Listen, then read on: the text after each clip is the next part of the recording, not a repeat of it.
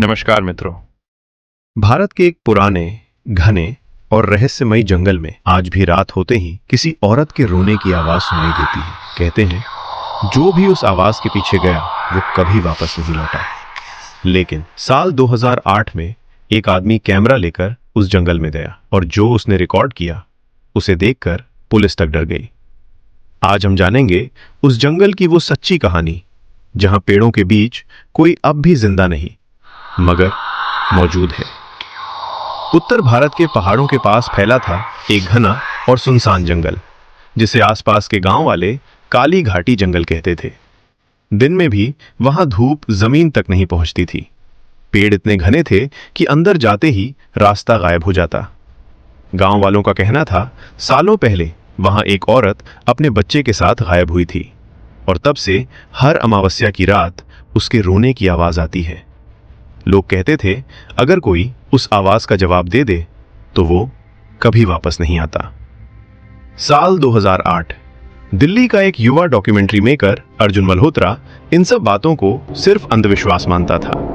उसे लगा गांव वाले बस डर फैला रहे हैं। उसने फैसला किया वो खुद उस जंगल में जाएगा, कैमरा ले जाएगा और सच दुनिया के सामने लाएगा। गांव वालों ने उसे बहुत रोका।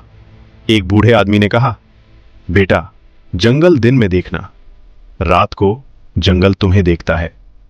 लेकिन अर्जुन नहीं माना। शाम होते ही अर्जुन कैमरा लेकर जंगल में दाखिल हुआ। शुरुआत में सब सामान्य था। पेड़ों की आवाज, हवा की सरसराहट, पत्तों की खड़खड़ाहट।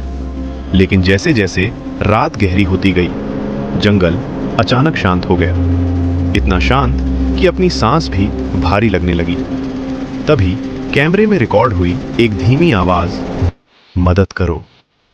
अर्जुन रुक गया। उसने चारों तरफ देखा लेकिन वहां कोई नहीं था। फिर दोबारा वही आवाज, इस बार और पास से, मदद करो। अब डर शुरू हो चुका था।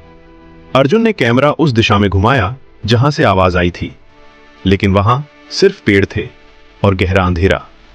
अचानक कैमरे की लाइट बंद हो गई। बैटरी फुल थी फिर भी स्क्रीन काली। कुछ सेकंड बाद कैमरा खुद चालू हुआ और स्क्रीन पर उसके पीछे खड़ा दिखा एक सफेद साया, लंबे बाल, झुका हुआ चेहरा। अर्जुन ने घबराकर पीछे देखा लेकिन वहां कोई नहीं था। जब उसने दोबारा कैमरा देखा तो वो साया गायब था। अब अर्जुन सच में डर चुका था। वो बाहर निकलने लगा लेकिन जो रास्ता वो आया था वो गायब हो चुका था। हर तरफ सिर्फ पेड़, हर दिशा एक जैसी। तभी दूर से बच्चे के रोने की आवाज आई। अर्जुन ने सोचा कोई बच्चा फंसा हुआ है। वो आवाज की तरफ बढ़ा लेकिन जैसे जैसे वो पास गया रोने की आवाज हंसी में बदल गई। धीमी, भयानक और इंसानों जैसी बिल्कुल नहीं। अचानक उसके सामने एक पुराना टूटा हुआ घर दिखा जिसका जिक्र गांव वालों ने कभी नहीं किया था। दरवाजा आधा खुला था। अर्जुन धीरे धीरे अंदर गया। दीवारों पर नाखूनों के गहरे निशान थे। फर्श पर पुराने खिलौने पड़े थे और एक कोने में एक लकड़ी का पालना जो खुद ब खुद हिल रहा था। हवा भी नहीं थी। तभी पीछे से वही आवाज आई, मेरा बच्चा देखा है। अर्जुन धीरे धीरे मुड़ा और इस बार वो सच में सामने थी। फटी सफेद साड़ी, काले खाली आंखों के गड्ढे और गोद में सड़ा हुआ बच्चा। अर्जुन चीखा और भागने लगा। कैमरा उसके हाथ में बुरी तरह कांप रहा था। वीडियो में सिर्फ अंधेरा, टूटती हुई सांसें, पेड़ों से टकराने की आवाज। फिर अचानक कैमरा जमीन पर गिरा और आखिरी बार रिकॉर्ड हुआ।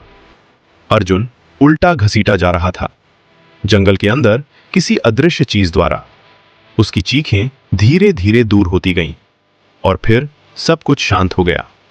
वीडियो वहीं खत्म हो गया। अगली सुबह गांव वाले पुलिस के साथ वहां पहुंचे। उन्हें सिर्फ कैमरा मिला लेकिन अर्जुन कहीं नहीं मिला।